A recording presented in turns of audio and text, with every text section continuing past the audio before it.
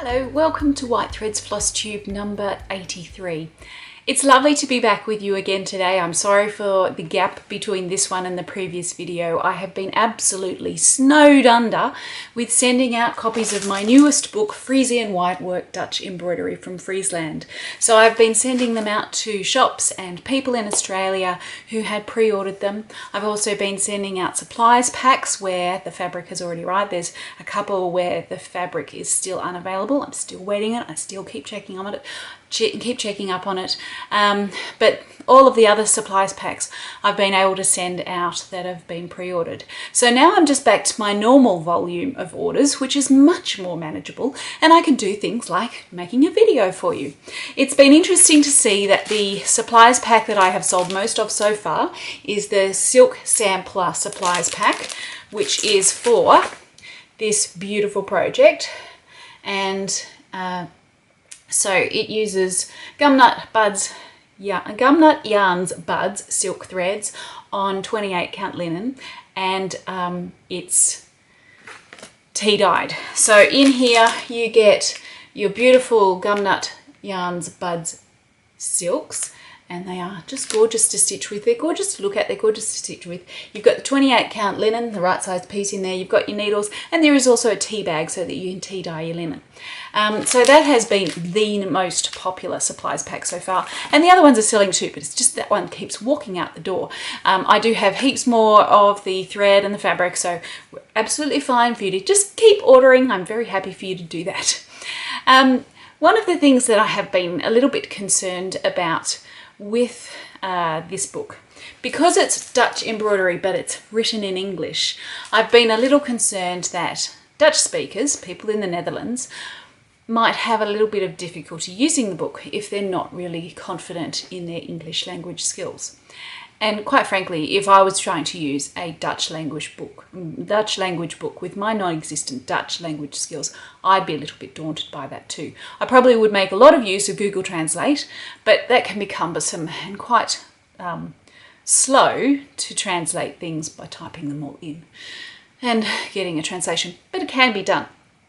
But one thing that Lillian, who's the lady that introduced me to this style of embroidery, and I have been discussing, is whether it be worthwhile to have a support group for Dutch speakers to really just help them to be able to use the book and give them a bit more confidence if they, because of the fact that they would have access to me to ask any questions that they might have.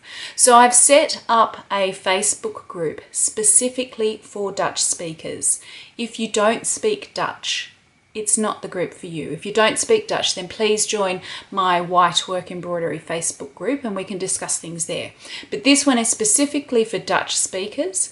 So there are questions that you need to answer which will help me ascertain that you are Dutch or a Dutch speaker, and it's probably your first or second language, but certainly not English is a strong point for you, and that is specifically what this group is for. It's a way of me being able to say thank you to them for their beautiful embroidery style that they have shown to me that I can then introduce to the rest of the world. But I want to help them to be able to do it, particularly because the book is in English and that's not necessarily a strong point for them. So I will put the address up on the screen so that you can go there and join if you are a Dutch speaker.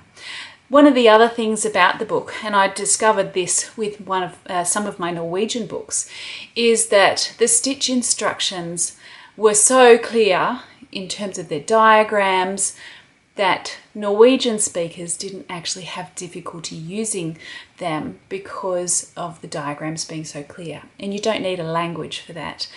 So I'm hoping that this book will be similar, that the diagrams for the stitch instructions are so clear that people from other languages are able, or people from other cultures who speak other languages are able to use the book with great ease anyway, even though they can't understand the English words.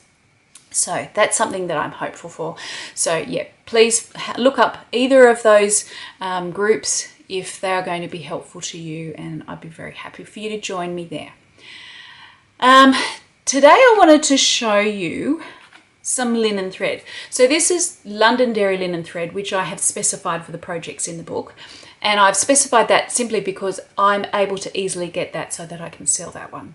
There are other brands of linen threads, such as this one here, which is a Bokkens linen, and that one may be more available to some people in Europe. In the book, I do have a thread conversion chart for some of the linen threads, and it does also convert to DMC, but I really don't suggest that you use DMC because linen thread is quite different to cotton thread.